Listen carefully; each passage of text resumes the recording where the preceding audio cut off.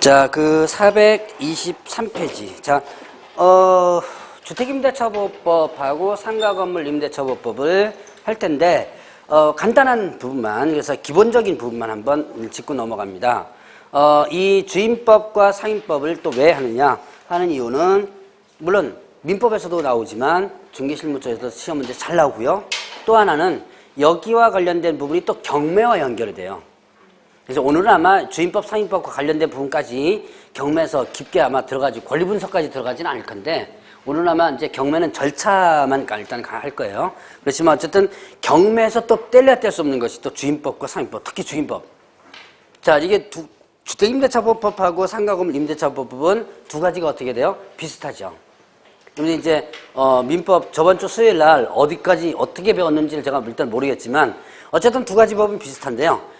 일단 주택임대차보호법에 대한 효력이라든가 이런 것만 정확히만 알면 상가보호법은 어느 정도는 정리가 돼 나갈 수가 있습니다. 자, 그러면 보죠. 지금 주택임대차보호법 나오는데 자, 주택임대차보호법은 적용이 어떤 데 적용되는 거예요? 이제 말 그대로. 그렇죠. 주택이죠. 네. 주택임대차를 뭐 하는 거? 보호하는 법이죠. 이 주택임대차보호법, 이건 여러분들이 흔히들 뭐라 그래요? 민사특별법이다 그러죠. 자, 민사관계에 있어서 기본법은 민법이죠. 근데 거기에 특별한 법이 특별법이라고 돼 있죠. 그러면 민사관계에 있어서 어떤 특정한 부분은 민법이 아닌 뭐가 적용되고 그 특별법이 먼저 적용된다. 그래서 이걸 흔히들 민사특별법이라고 합니다. 자, 그러니까 임대차 부분이요. 여러분들 이제 민법에서 배우시겠지만 임대차 부분이 민법에 있어요. 임대차 부분이 전반적으로 있거든요. 그런데 주택임대차에 대해서만큼은 어떻게 돼요? 주택임대차에 대해서만큼은 민법의 임대차가 먼저 적용되지 않고 뭐가? 주택임대차 보호법이라는 게 먼저 적용되고 관련 규정이 없을 때 뭐가? 일반적으로 민법이 적용된다라고 보시면 돼요. 자, 그러면 주택임대차보호법은 바로 임대차를 보호하기 위한 법이다. 그러니까 가장 간단하게 누구를 보호하는 거예요? 임대인을, 임차인을? 네, 임차인을 보호하는 법입니다. 임대인을 위한 법은 절대로 아니에요. 그래서 자, 주택임대차보호법에서 보면 이런 내용이 있습니다. 임차인에게 불리한 약정은 무효다. 무효다. 예, 네, 무효다. 네. 제가 발음이 좀 시원찮았나? 예? 네? 네. 못 들었어요? 좀 발음이 좀 시원찮은 모양이다. 제가 분명히 무효다라고 했거든요. 네? 자, 그래서 이게 뭐예요?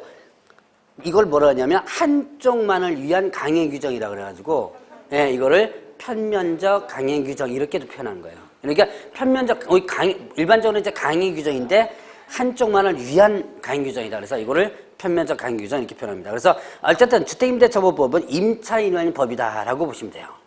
자, 그래서 뭐 주택임대차보호법에 여러 가지 부분, 뭐 적용되는 부분, 뭐 일시사유임대차 일단 적용되지 않는다.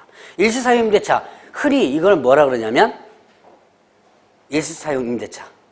어떻게 어느 분이 얘기했어요? 맞아요. 깔세라는 거 들어보셨어요? 깔세. 처음 들어봐요? 주로 이제 상가에서 많이 나오죠. 왜? 뭐 땡처리 같은 거 있죠. 왜? 그거를 뭐 1층 같은 데 이렇게 빈데 갑자기 뭐 옷장사, 속옷장사 뭐 이런 거 잠깐 들어갔다, 운동화 이런 거 잠깐 들어갔다가 쑥 빠져나가는 거 있죠. 그거를 흔히들 뭐라 하냐면 깔세라 그래요. 상가에서 많이 있는데 주택도 깔세가 많아요.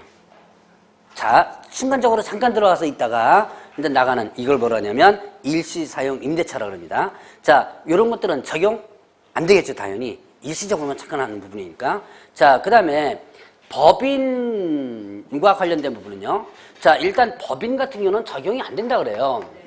자, 근데 이제 법인 같은 경우가 어떤 경우냐면 자, 기숙사 용도로 주택을 이제 법인에서 임대차를 합니다. 자, 여러분들 이제 여기 이제 공장이 있죠? 공장이 있는데, 그런데 여기에, 뭡니까? 이 공장에 취직하려면 이쪽에서도 저쪽에서 오고, 방 잡을 때가 마땅치 않잖아요. 그래서 이제 대부분 이 기숙사를 갖다가 이 공장 주변에 뭡니까? 주택을 임대차를 합니다. 그래가지고, 자, 여기서, 자, 보증문 누가 되고요? 보증문 누가 되고? 회사 되죠. 그리고 직원이 들어가서 전입신고하고 살아요. 자, 이런 경우 많거든요. 근데 이게 주택임대차, 자, 원칙적으로 주택임대차보호법 적용되지 않는다 그래요. 왜 적용되지, 주임법이 적용되지 않느냐? 자, 이거는 주택임대차보호법은요, 누구를 위한 법이라 그랬죠? 임차인인데, 자, 바로 임차인들을 어떤 사람이에요? 돈 없는 사람들이죠? 집 없는, 자, 주택임대차보호법이 처음에 만들어질 때는요, 누구를 위한 법이냐? 집 없는 서민들을 위한 법이에요. 집 없는 서민들. 자, 그럼 집 없는 서민들을 위한 법인데, 자, 이 법인이 돈 대주고 들어가서 직원이 살고 있습니다. 이 법인이, 회사가 집 없는 서민은? 네, 아니죠. 그래서 일단은 법인은 주택임대차, 이렇게 기숙사용도를 하면 주택임대차보호법이 적용되지 않는다 그래요.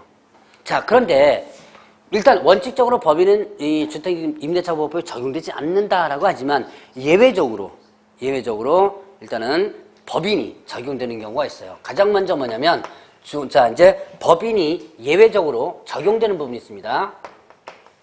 적용이 되는 부분. 자, 법인은 원칙적으로 적용되지 않는다 그랬죠? 근데 적용이 되는 부분이 있어요. 뭐냐면 중소기업기본법. 중소기업기본법에 의한 중소기업. 자, 중소기업인데 여러분들 저기 대기업 있죠? 대기업 잘 아시죠? 근데 중소기업 있죠? 그 가운데 무슨 기업이 하나 더 있어요? 이제 공사는 조금 이따 할 거고요. 공사. 자, 우리가 흔히들 중소기업 많이 들어보셨죠? 대기업 많이 들어봤죠? 그 가운데 낀 기업이 하나 더 있어요. 네, 맞아. 중견기업이라고 그러죠, 왜? 근데 중견기업은 중소기업 기본법이 적용되지 않습니다. 그래서 그 일정 규모 조건이 있어요. 이 중소기업 기본법이 적용되려면. 그래서 그 중소기업은 일단은 적용된다 그래요. 그럼 왜 그러냐? 아까 뭐랬어요? 회사에서 기숙사 용도로 보증금을 대고 그 다음에 직원들이 어떻게 돼요? 거기 들어와서 살죠. 근데 대부분 중소기업들이 기숙사를 만들지 못하는 경우도 많아요. 대부분이죠, 다들. 조그만 회사에서 기숙사 못 만들잖아요. 그러니까 대부분 이런 중소기업에서 아까 얘기한 것처럼 주변, 공장 주변에 몇 개 주택을 임대차 가지고 기숙사 용도로 쓰고 있는데 이게 주택임대차법에 적용되지 않으니까 일단 뭐 해줘야 되느냐? 전세권을 설정하거나 이렇게 해줘야 돼요. 뭐 전세권 설정하려면 다시 또 집주인이랑 또 얘기해야 되고요. 또 집주인들이 전세권 설정을 잘 안 해주려고 그러죠. 당장 내 집이라도 등기부에 뭔가 이상한 거 올라가면 안 좋죠, 왜? 대부분 사람들이 다 그래요. 그래서 이게 상당히 기숙사를 구하기가 힘들었었어요. 그래서 이 사람들에게, 이런 중소기업들에게 이거 좀 편해 좀 봐달라 그러는 민원이 많이 들어와가지고 그 민원 때문에 이 중소기업 기본법에 의한 이런 중소기업은 주택임대차보호법을 적용시키도록 됩니다. 그래서 지금은 자, 중소기업 기본법에 의한 뭐가? 중소기업이 기숙사 용도로 주택을 임대차 가지고 들어가서 직접 전입신고가 산다면 뭐가 된다? 주택임대차보호법 적용된다는 얘기. 자, 그 다음에 또 일정 법인이 있습니다. 자, 토지주택공사와 그 다음에 주택공사와 그 다음에 또 지방공사가 있어요. 지방공사. 자, 토지주택공사와 지방공사. 이것도 법인이죠. 자, 공사하면 뭐 소위 말하는 뭐라 그랬어요? 공기업이라 그랬죠. 자, 아마 저기 시험 위탁하는 데서 제가 아마 잠깐 얘기했을 거면 공사, 이러면 공기업, 여러분들 기억하라 그랬죠. 자, 토지주택공사와 지방공사도 주택임대차보호법이 일단 적용됩니다. 이 분명히 법인인데. 근데 얘네들은 또 왜 적용되느냐? 얘네들이 주택임대차 사업을 하죠. 자, 물론 LH공사 같은 데서 하는 그 뭡니까 주공 아파트, 임대 아파트 있죠? 그런 부분도 있지만 그런 부분에도 적용되지만 얘네들의 주된 사업이 또 하나가 있어요. 뭐냐면 적자 임대차 사업을 합니다. 적자 임대차 이게 무슨 뜻이냐?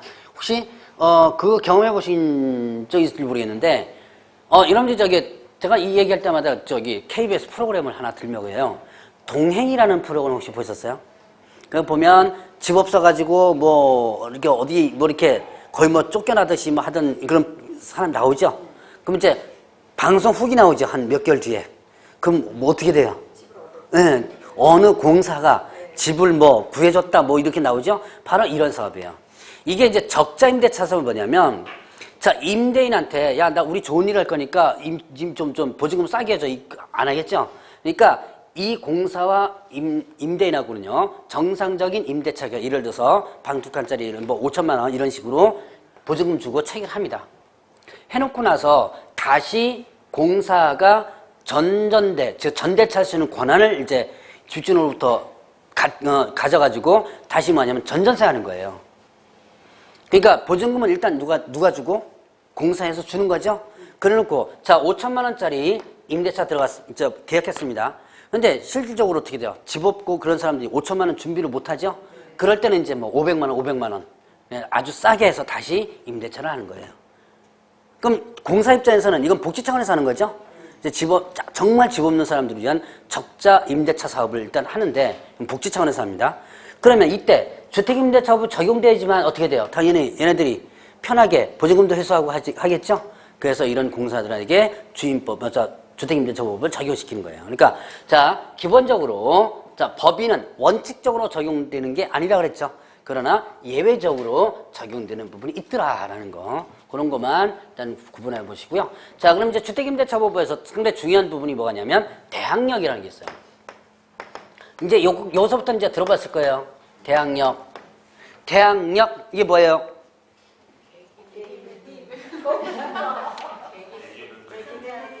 그거 혹시 공시법에서 얘기 안 했어요?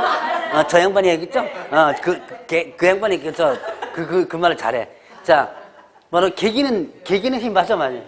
자, 내가 이 공간에서 여기서부터 여기까지는 내가 정당하게 이 권리를 갖다 행사할 수 있으니까 나 못 나가라고 할 수 있는 권리를 바로 대항력이라고 그러죠. 자, 그러면 일단은 자, 이때 대항할 수 있는 능력인데요. 자, 이 대항력을 갖추려면 대항 요건을 있어야지면 되죠. 그 요건이 어떻게 된다? 인도와 그 다음에 또 전입신고입니다. 주민으로 전입신고. 자, 인도하는 건 뭐예요?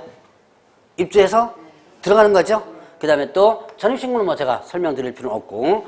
자, 그러면 인도와 전입신고를 하게 되면 언제부터? 자, 다음날 0시부터 대항할 수 있는 능력이 발생되는 거예요. 자, 대항할 수 있는 능력이니까 자, 예를 들어서 집이 팔린 거예요. 집이 팔렸다. 그러면 어떻게 됩니까? 새로운 집주인이 와가지고 이제 내가 집주인이니까 너 나가. 예, 그럴 때 어떻게 한다? 요까지는 계약기간 남았으니까 그때까지 내가 어떻게 한다? 못 나가라고 할 수 있는 권리죠. 자, 바로 그 능력이 바로 대항력이다. 자, 그럼 이제 이때 이 인도와 전입신고를 하게 되면 다음날 0시부터 그러한 능력이 생기는데요. 그런 능력이 생기는데 자, 이때 전입신고를 잘 해줘야 돼요. 잘못하면 대항력이 발생되지 않겠죠. 특히 전입신고할 때 지번. 자, 지번을 정확하게 전입신고할 때 기재해서 해줘야 돼요. 만약에 내가 132번지에 지금 들어가 사는데 133번지다라고 한다면 이건 어떻게 돼요? 안 되죠. 자, 이건 왜 그러냐? 바로 전입신고는 바로 어떤 능력이 있느냐? 공시의 능력이 있어요. 그래서 아마 공시법에서 이런 것 때문에 배웠나요? 자, 바로 전입신고라는 것은 자, 공시라는 게 뭐라 했어요? 공시법에서 배웠으니까. 공시란 내 권리라는 것을 다른 사람에게 널리 알리는 것을 뭐라 한다? 공시라고 그러죠.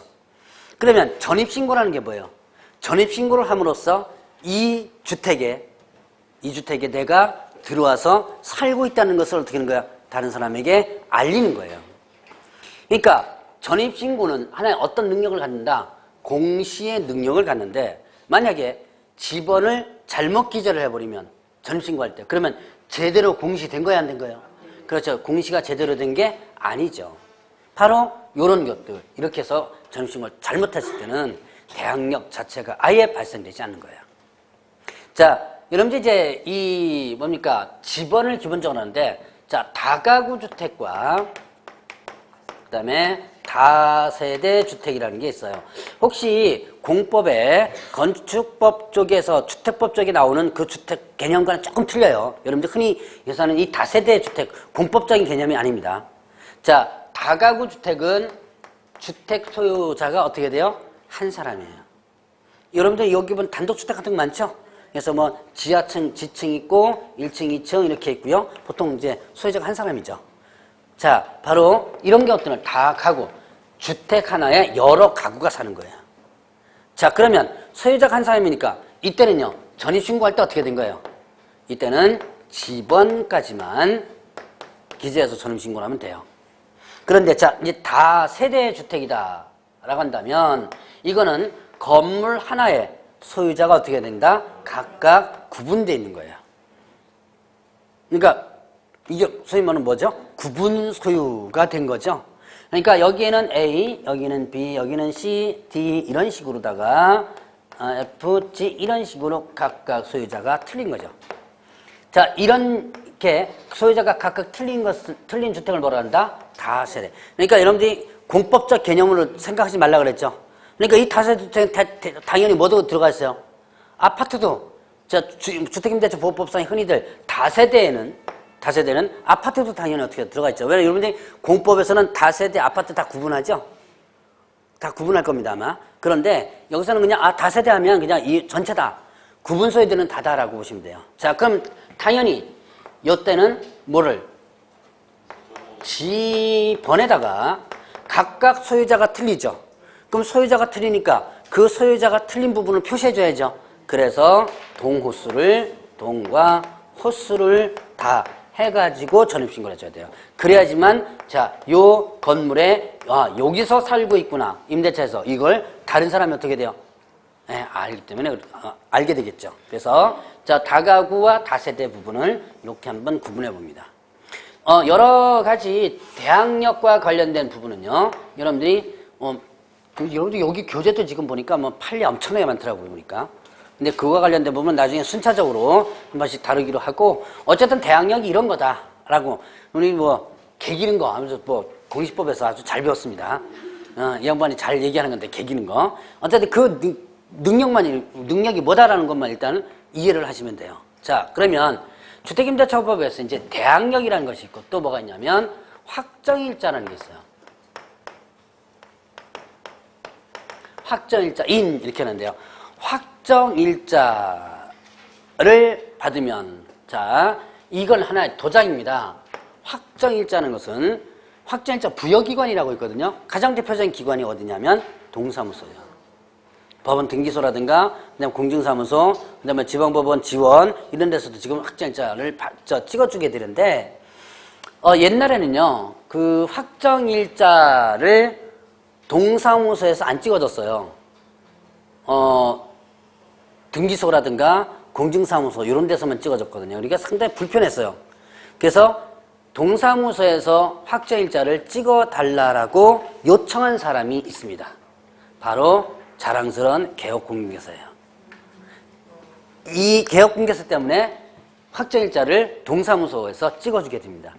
옛날에 김대중 정권 때 그 국민고충 뭔가 있었어요. 그게 있었는데 거기에 고충처리위원회인가 뭐 거기에다가 개업공개서 민원을 넣은 거예요. 확정일자를 이제 일반 임차인들이 해야 되는데 그 공증사무소 가거나 아니면 법원 등기소 가야 되거든요. 가니까 불편하더라 이거예요. 그래서 전입신고할 때 동사무소에 찍어주면 어떻게 되냐라고 민원을 제기를 합니다. 근데 그 민원을 국민고충처리위원회에서 받아들여가지고 그 다음에부터 시행해요. 그래서 아마 제가 알기로 그때 당시에 그 국민과의 대화인가도 있거든요. 거기에 그 사람이 그 마이크 잡고 그 초대돼가지고 몇 마디 떠들고 했었어요. 그래서 여러분들도 아주 작은 것이 조금 생각했던 것이 이게 제도가 바뀌게 됩니다. 여러분들 나중에 어떤 제도를 갖다가 여러분들 스스로도 바꿀 수가 있어요. 자, 어쨌든 이렇게 동사무소라든가 그다음에 공증사무소 이런 데서 확정일자를 받죠. 자, 그러면 이제 이런 때 어떤 효력이 발생되냐면 후순위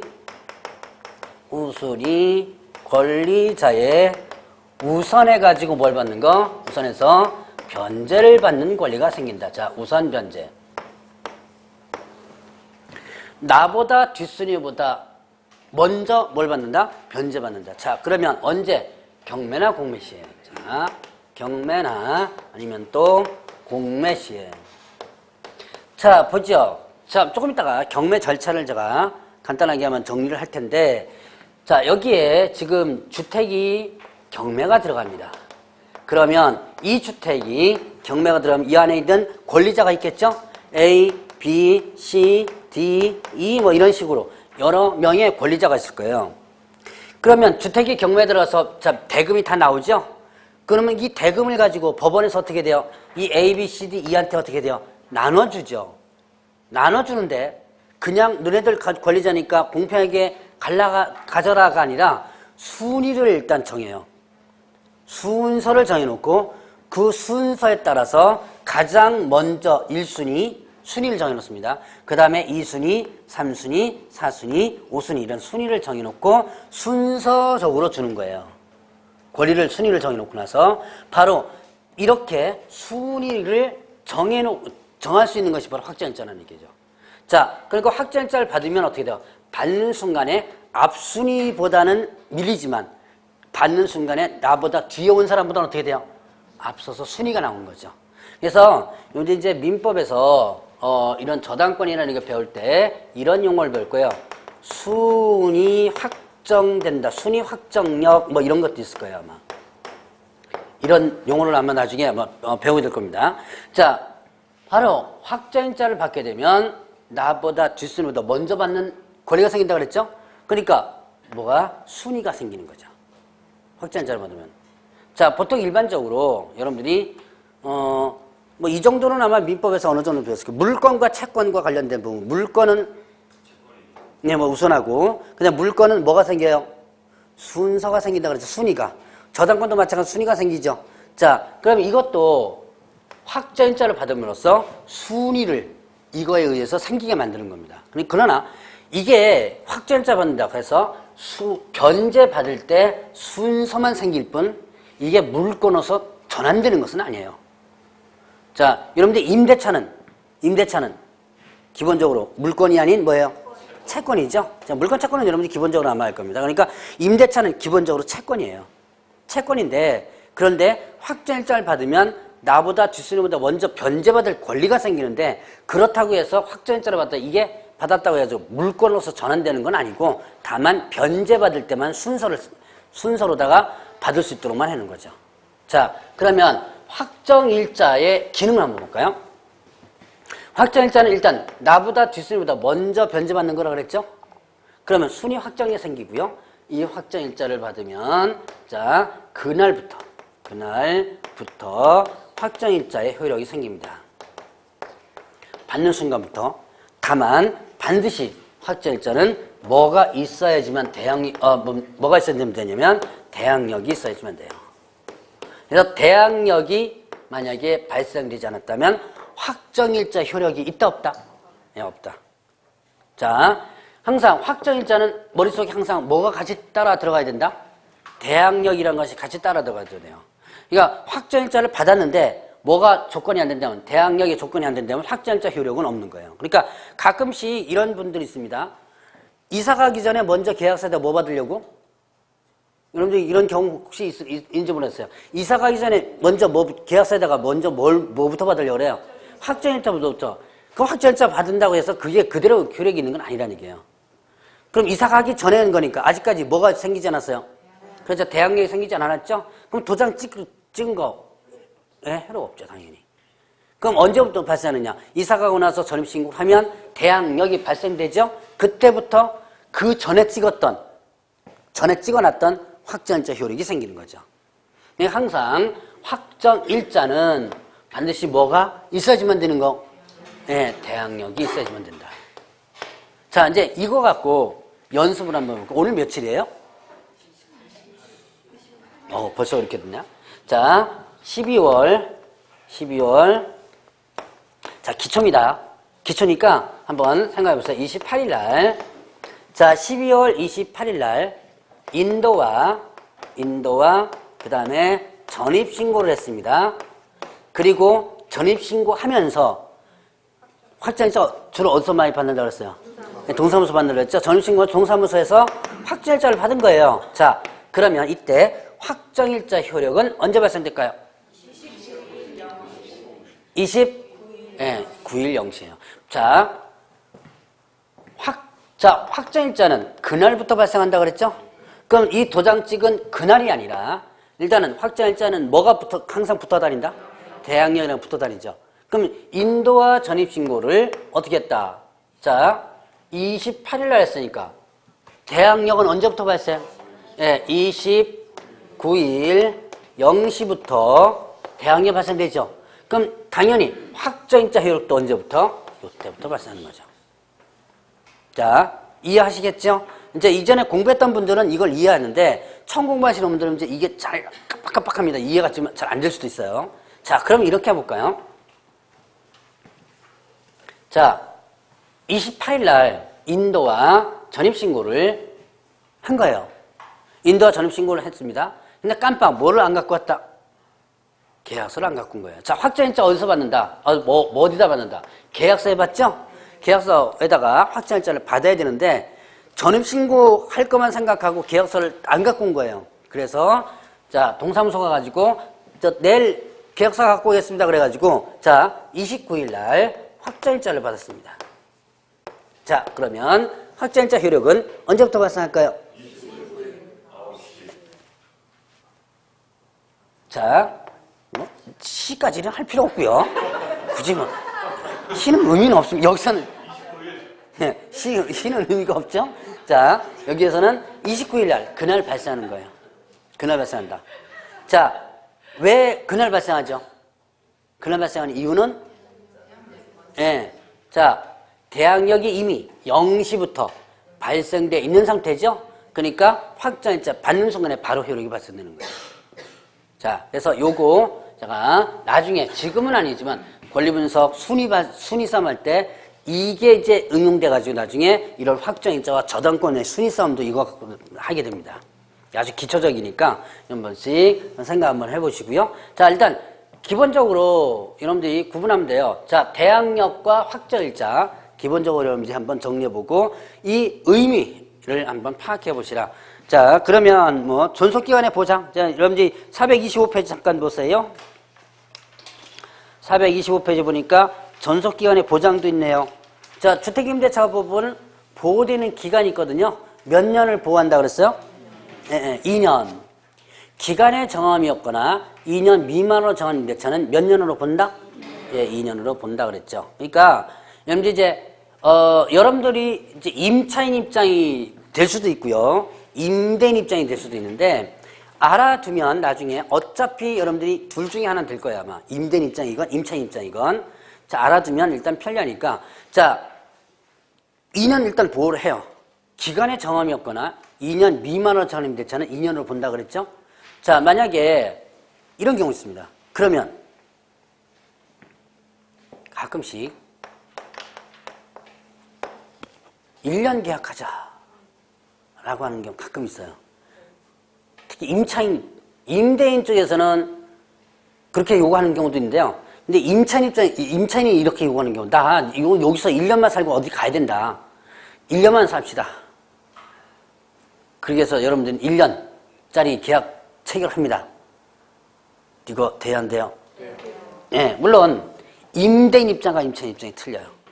일단은 1년의 계약은 됩니다. 되긴 되는데 자, 임차인 입장에서는요 2가지 주장할 수 있어요. 2가지를. 자, 아까 보호되는 기간 몇 년이라고 했어요? 2년이죠? 기간의 정함이 없거나 2년 미만으로 정한 임대차는 2년으로 본다 그랬죠? 그러니까 1년 계약을 체결해 놓고도 이 사람은 몇 년 살 수 있어요? 2년 살 수 있어요. 그리고 또 임차인 입장에서는 또 이 1년의 기간을 또 주장할 수 있는 거예요. 임차인이 아무래도 유리하죠. 자, 아까 뭐라 해서 이 주택임대차법은 누구를 위한 법이다? 그렇죠. 임차인을 위한 법이다. 그러니까 임차인이 1년 계약 체결합시다 라고 했을 때 임대인 입장에서는 가능하면 하지 않는 게 좋습니다. 왜냐? 임대인 입장에서는 너 1년, 자, 1년 지났습니다. 너 나가? 물론, 속 편하게, 그럼 나가겠다라고 하면 편하죠. 근데 문제는, 나 보호되는 기간 1년 더 있으니까 1년 더 살을래? 그러면 어떻게 돼요? 그냥 살아야 돼요. 그 살게 놔둬야 돼요, 그거. 내쫓지를 못합니다, 법적으로. 이게 선택권은 결국 누구한테 있는 거예요? 그렇죠. 선택권은 임차인에게 있는 거예요. 임대인이 있는 게 아니라. 그렇기 때문에, 자, 보호되는 기한이 일단 2년이다. 그렇지만 2년 미만으로 정한 임대차에 대해서 그 유효함을 주장할 수 있는 자는 누구냐면, 예, 임차인의 얘기예요. 그러니까 임대인이 아무래도 뭐가 된다? 불리해지겠죠. 자, 그런 기간들 한번, 잠깐 보고요. 자, 대항력 쭉 넘어가고, 뒤로 가면 보증금 회수 우선 변제권 쭉 나옵니다. 자, 간단하게 봤고, 432페이지를 잠깐 보세요. 최우선 변제권.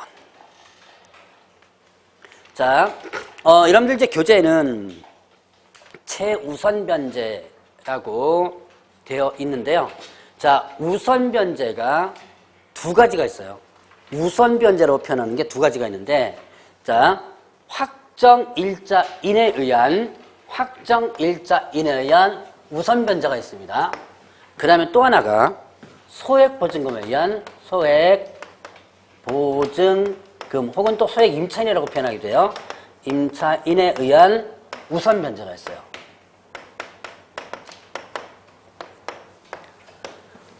제가 주택임대차법 강의하면서 여러분들 교재에 있는 것처럼 최우선 변제라는 표현을 가능하면 안 써요. 자, 주택임대차법에는 상가법도 마찬가지예요. 우선 변제가 두 가지가 있습니다.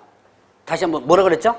확정 일자인에 의한 우선 변제. 자, 이거는 아까 설명드렸죠? 확정 일자 도장 받는 순간에 나보다, 물론 효력이 발생되지만 되겠지만, 나보다 뒷사람보다 먼저 변제받을 순위가 확정되는 거라 그랬죠?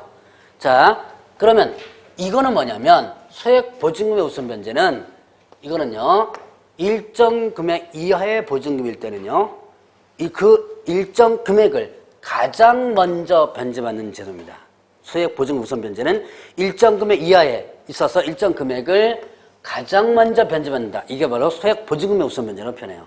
자, 그래서 이 가장 먼저 받는다 그래서 경매 실무용어로 뭐라 그러냐면 최우선 변제라는 표현을 쓰게 됩니다. 자, 최우선 변제라는 용어는 주택임대차 보호법에 없어요. 주임법에는 이런 용어 자체가 없습니다. 그래서 나중에 최우선 변제라는 용어만 자꾸 머릿속에 기억한다면 어떤 문제가 발생되냐면, 소액 보증금의 우선 변제가 나오면 이 우선 변제는 뭐만 갖고 생각하냐면 확정일자만 자꾸 생각나요. 그런데 자, 주임법에서 상임법도 마찬가지입니다. 우선 변제라는 표현이 두 가지가 나오고 최우선 변제 이 용어는 없다. 이 용어는 우리가 흔히 경매 실무 용어예요. 경매 실무 용어니까, 자, 우선 변제를 일단은 두 가지를 기억하고, 자, 소액 보증금에 의한 우선 변제를 다른 말로 뭐라 그런다?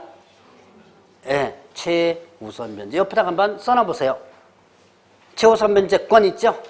그 옆에다가 소액 보증금에 의한 우선 변제.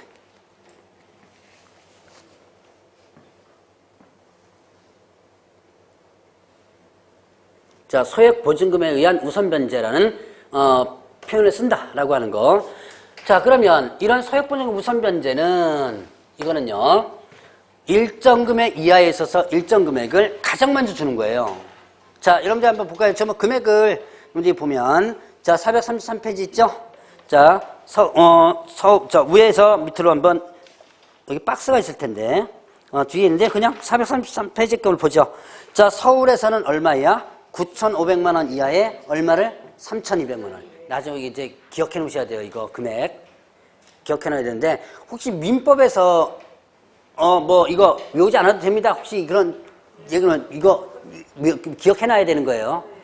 가끔, 저 양반은 그렇지 않은 것 같은데, 다른 민법 선생님들이 이거 시험 문제 안 나오니까 외우지 않아도 돼요. 뭐 그런 거 있더라고요, 보니까. 근데, 민법에는 나오지 않을 수도 있어요. 그러나 중개 실무에는 이 금액이 분명히 나옵니다. 그러니까 머릿속에 기억을 다 해놔야 될 부분이고, 실무에 딱 들어가죠. 실무에 들어가면 여러분들이 가장 접하는 게 뭐예요? 주택임대차죠. 주택가에서 하면 아파트건 어쨌든 주택임대차가 가장 가까이 접하는 거기 때문에 꼭 머릿속에 좀 기억해 놓어야 돼요. 자, 그러면 서울은 얼마? 다시 한번 서울은 얼마야? 9,500 이하에 3,200. 그 다음에 또 수도권 정비계획법상의 과밀억제 권역 있죠? 과밀억제 권역은 8,000에 2,700. 그 다음에 광역시는 6,000에 그 다음에 2,000이죠. 그 밖의 지역은요? 4,000에 4,500에 1,500 이렇게 되죠. 자, 그러면 보죠. 지금 지역이 서울, 그 다음에 과밀억제 권역, 그리고 광역시, 그리고 그 밖의 지역 이렇게 되어 있습니다. 서울은 얼마고요? 9,500만 원 이하의 보증금에 얼마를? 3,200만 원을. 자, 과밀억제 권역은 8,000만 원 이하의 보증금에 2,700만 원을. 광역시는요, 6,000만 원 이하의 보증금 얼마를요? 2,000만 원을 가장 먼저 준다고 그랬죠. 그 밖의 지역, 기타 지역은 4,500만 원 이하의 보증금 얼마를? 1,500만 원을 가장 먼저 주는 제도입니다. 이 제도를 왜 만들어 놨을까요? 네, 그럼 당연히 임차인을 보호하는 거겠죠? 자, 그럼 이게 왜 그러냐? 이 사람들이, 자, 지금 현재 임차인들은요, 가진 게 뭐밖에 없어요, 지금? 네, 이거밖에 없죠. 만약에 이거를 저기 확정일자 이내에 의한 우선변제라고 하면 인정된다고 쳐봅시다. 맨 뒤에 들어가 있는 사람이 확정일자 받았습니다. 그럼 어떻게 되는 거예요, 결국은? 맨 뒤에 들어갔으니까 맨 꼴순위죠. 나중에 이제 변제받기 시작합니다. 1순위부터 1등, 2등, 3등 나눠주는데 맨 꼴등은 어떻게 돼요? 나눠줄 돈이 거의 없는 경우가 많죠. 그러면 확정일자 이내에 의한 우선변제만 가지고 만약에 한다면 전혀 못 받고 한 푼도 못 받고 쫓겨난 그런 경우도 많이 생긴다는 얘기예요. 그럼 이제 한 푼도 못 받고 쫓겨나면 어디로 가야 돼요? 서울역에 가야죠. 서울역에서 뭐하고? 텐트 치고 살아야죠. 자, 바로 그런 것들을 막기 위해서 최소한 길거리에서 텐트는 치고 살지 말아야죠. 실제로 많았어요. 여러분들 혹시 보셨는지 모르겠는데 IMF 때 그 서울역 그 텔레비전도 나오고 그랬었는데 거기서 텐트 치고 일가족이 살았던 그런 사례도 있고 있었어요. 자, 최소한 그 정도는 하지 말라고 최소한의 금액을 일단 주는 거예요. 자, 그러면 지역을 한번 볼까요? 서울은 일단 서울특별시 뭐 뚝 잘라져 있고요. 자, 수도권 정비계획법상의 과밀억제 권역이라는데, 자, 의미부터 파악하죠. 과밀억제 권역이에요. 쉽게 얘기하죠. 쉽게 얘기하면 여러분들 파악할 수 있겠죠? 과밀억제 권역이란 어떤 권역? 과밀을 그렇죠. 억제하는 권역이죠. 뭐 간단하게. 그냥 그렇게 풀었었어. 자, 그럼 이게 뭐냐? 인구 밀집을 못하도록 하는 거예요. 인구가 유입되지 못하도록 하는 지역입니다. 이 수도권 정비계획법상의 과밀억제 권역은 어떤 시설물, 인구 유입이 되는 시설물들을 설치하지 못하도록 하고요. 대표적인 게 뭘까요? 대표적인 것이 대형 공장 이런 거 있죠. 여러분들이 뭐 저기 뭡니까? 삼성전자 이런 거 못 들어와요. 물론 들어올 수 있습니다. 뭐 돈 내면 들어와요. 그 다음에 예를 들어서 삼성전자라든가 이런 대규모 공장이 들어오면 거기에 근무하는 사람들이 몇천 명, 몇만 명이 들어오죠. 유입된 인구가 상당히 많죠. 그런 것들을 못하게 하는 거죠. 백화점 이런 것들. 자, 근데 백화점 있잖아요. 서울에. 그러면 서울이나 이게 인데 왜 그럼 있느냐? 돈 내고 들어옵니다. 과밀억제 권역 안에서 만약에 어떤 특정한 인구 유입이 될 수 있는 만한 시설물을 설치할 때는 이제 우리가 혹시 그런 거 들어보냐 모르겠어요. 그 저기 준조세라는 개념 혹시 세법에서 나중에라도 혹시 배울지 모르겠는데 부담금이라는 거 있죠. 왜? 많이 있잖아요. 환경 부담금 이런 거. 과밀 부담금이라는 게 있어요. 그거를 내고 거기다가 어떤 시설물을 설치하게 됩니다. 바로 과밀, 인구 유입을 최대한 억제시키는 그런 지역이 과밀억제 권역이에요. 경기도에서 지금 이거 폐지하자고 지금 무지하게 지금 수도권 정비계획법 자체를 갖다 없애자고 하는 경우 좀 많이 하고 있는데 좀 국가에서 좀 안 하고 있죠. 자, 이 과밀억제 권역 대표적인 게 서울입니다. 서울은 일단 별도로 빠져나왔죠. 그러니까 이제 뭐를 여러분들이 기억하면 되냐면 인천을 기억하시면 돼요. 인천은 어디에 들어가냐면 과밀억제 권역에 들어가 있어요. 그리고 서울 그 주변으로 부천, 성남, 수원, 고양시 쭉 안산은 과밀억제 권역이 아니고요. 안양도 저기 뭡니까? 과밀억제 권역이에요. 일산은 고양시죠? 예, 일산, 성남, 자, 이런 의정부도 과밀억제 권역에 들어가요. 과천시도 들어갑니다. 근데 거기 과밀억제 권역을 다 지역을 알 필요는 없고요. 혹시나 현지에 가서 혹시 중개업 하시려면 그 지역이 무슨 지역인지 알고 있으면 돼요. 여기서는 일단 여러분들이 뭐만 기억하면 되냐면 과밀억제 권역에 뭐가 들어간다? 인천 들어간다. 이것만 기억해 놓으셔야 돼요. 자, 다시 한번 과밀억제 권역에 뭐가 들어간다? 예, 인천 들어간다. 나머지는 그렇게 기억 안 해도 됩니다. 자, 그러면 이제 광역시. 광역시가 여러분들 뭐 잘 알고 계신데, 자, 거기에 교재를 보면 광역시에 4가지 지역이 들어가 있는 것 같은데요. 용인, 안산, 김포, 광주, 경기도 광주죠. 근데 이게 왜 광역시에 이렇게 지역에 포함되느냐? 용인, 안산, 용인, 김포, 광주는요. 일단 과밀억제 권역에 들어가 있지 않습니다. 수도권 정비거법상의 과밀억제 권역에 들어가 있지 않고요. 그럼 과밀억제 권역에 들어가 있지 않으니까 어디로 집어넣어야 돼요? 용인, 안산, 김포, 광주가 광역시도 아니죠? 그럼 어디다 집어넣어야 돼요? 그 밖의 지역에 집어넣어야죠. 근데 문제는 용인이나 안산이나 김포나 광주나 임대차 값이 어떻게 돼요? 크죠? 예, 세죠? 거기서 서울과 비슷한 맞먹는 지역이기도 합니다. 그러다 보니까 여기다가 별도로 집어넣은 거예요. 자, 그리고 이제 그 나머지는 그 밖의 지역 이렇게 돼 있습니다. 그래서 자, 요거 이하의 보증금에 요거를 가장 먼저 변제를 해주는 거예요.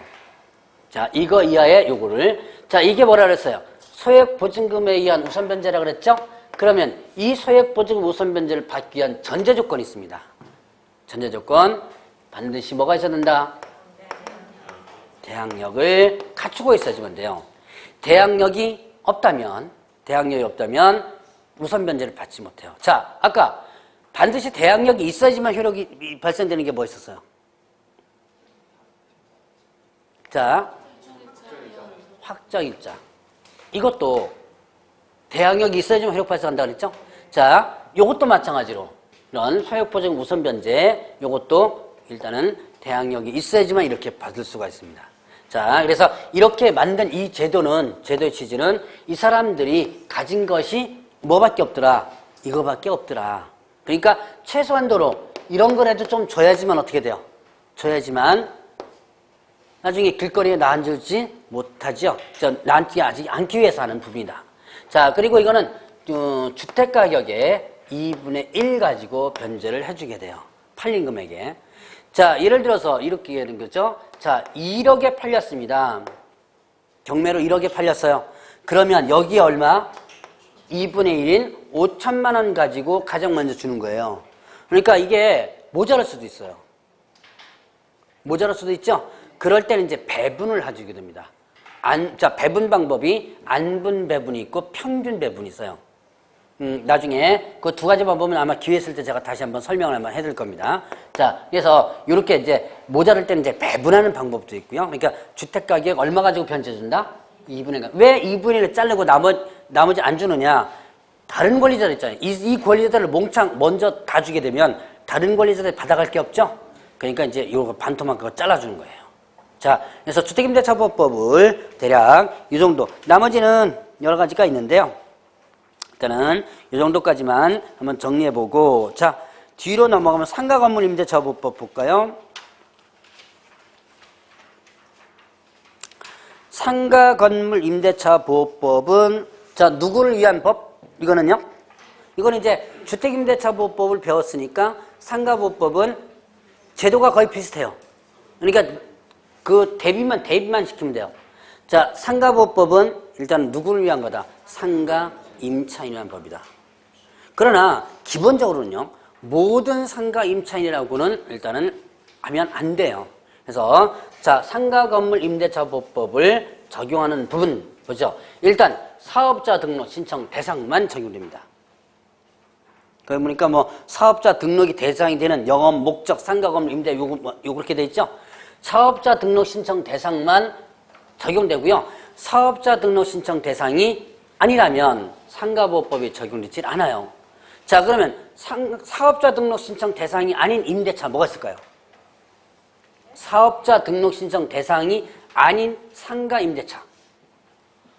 대표적으로 예, 동창회 사무실 뭐 이런 거 있죠. 왜? 예, 동문회 사무실 이런 거. 예, 자, 그리고 여러분들이 바로 저번 주에 배웠던 협회 사무실. 공인중개사 협회. 예를 들어서 강원도 지부가 춘천에 있거든요. 공인중개사 협회. 자, 한국공인중개사 협회 강원도 지부가 춘천에 있는데 춘천에 사무실이 이렇게 구했어요. 사무실이 있습니다. 이 협회 사무실은 사업자 등록 신청 대상이 아니죠. 협회는요. 그래서 이런 것들은 상가보호법 자체가 적용되진 않아요. 그래서 사업자 등록 신청 대상 임대차만 적용되고요. 자, 그 다음에 또 일정 규모. 자, 일단 첫 번째 적용되는 부분을 보면, 자, 적용되는 부분 보면 첫 번째가 뭐라 했죠? 사업자 등록 신청 대상 임대차만 적용된다 그랬죠? 자, 그리고 또 일정 규모 이하의 뭐다? 보증금에만 적용된다 이렇게 했어요. 일정 규모 이하의 보증금. 자, 그러면 이 지역이 또 네 가지 지역으로 나눠지는데 서울, 그 다음에 과밀, 그리고 광역, 그리고 그 밖의 지역, 기타 지역입니다. 지역이 아까 주택임대차보호법의 지역과 같아요. 서울 빠져나왔죠? 자, 과밀에 뭐 기억하면 된다 그랬어요? 인천 기억하면 된다 그랬죠? 자, 광역시 여기에 용인, 안산, 기포, 광주가 들어가 있고 그 밖의 지역 있죠? 물론 이제 여기에는 광역시에 포함된 군지역은 뭐 그 밖의 지역에 해당된다 뭐 이런 것들인데 그건 나중에 좀 상세하게 설명드릴 거고. 자, 어쨌든 이 네 가지 지역. 서울은 얼마 이하? 4억 이하입니다. 과밀하고 재건역은 3억 이하. 그 다음에 광역시는 2억 4천이죠? 2억 4천 이하. 그 다음에 또 그 밖의 지역은 1억 8천 이하의 보증금에만 상가보호법이 적용된다 그래요. 자, 그러면 이때 요 금액이요. 금액이 그냥 계약서에 기재된 보증금 금액이 아니라 환산한다 그럽니다. 자, 여기 이 금액은 뭐냐면 환산 보증금인데요. 여러분들이 어디서 많이 봤던 공식이 하나 나올 겁니다. 보증금 더하기 월세 곱하기 100으로 일단 환산을 해요. 근데 이거 어디서 본 것 같지 않으세요? 네. 중개보수 할 때 임대차 보수 계산할 때 기준금액 이거 갖고 계산했었죠? 그게 그대로 지금 여기서도 적용된다고 보시면 돼요. 자, 그러면 원주는 그 밖의 지역이니까 얼마? 1억 8천. 자, 보증금 뭐 얼마 할까? 2천만 원에 월세가 요즘 저기 뭐 혁신도시 같은 경우 월세가 되게 비싸다며요. 뭐 250, 300 가까이 간다며요. 예를 들어서 200거래 한번 해볼까요? 자, 200만 원. 자, 보증금 2천만 원에 월세 200만 원. 자, 원주에서 이 보증금 2천만 원에 월세 200만 원짜리 합니다. 그럼 얼마죠? 곱하기 여기다가 100 하는 거죠? 100 하면 여기 얼마? 2억 넘어가죠, 벌써부터. 그 여기다 2천만 원이니까 2억 2천. 그러면 자, 원주에서 상가보호법 적용돼야 한대요? 네, 안 된다. 이런 식으로 계산하는 거예요. 그러니까 기본적으로 상가보호법이 어떻게 적용되느냐라고 하는 부분을 한번 구분해 보시면 되고요. 자, 그러면 이제 물론 이렇게 넘어가도요. 이제는 상가보호법의 일정 부분, 일부 규정이 적용되기도 합니다. 전체 적용이 다 완전히 막아지는 건 아니고요. 자, 어쨌든 이렇게 자, 기본적으로 조건이 있다라고 보시면 되고, 자, 그러면 이제 상가보호법에서 대항력 있거든요. 자, 대항력은, 능력은 똑같고요. 대항 요건을 보죠. 대항 요건은, 자, 주택임대차법이 어떻게 했어요? 대항 요건이. 인도와 전입신고였죠. 그럼 상가는 뭐, 그러면 어떻게, 어떤 경우에 대항 요건이 되느냐? 인도와, 예, 사업자 등록을 어떻게 돼요? 신청을 한 때 됩니다. 이때 다음날 0시부터. 조심할 것은 사업자 등록 한 때가 아니에요. 그게 그거 아닙니까? 라고 하는데. 자, 사업자 등록 한 때가 아니라 뭐다? 사업자 등록을 신청한 때.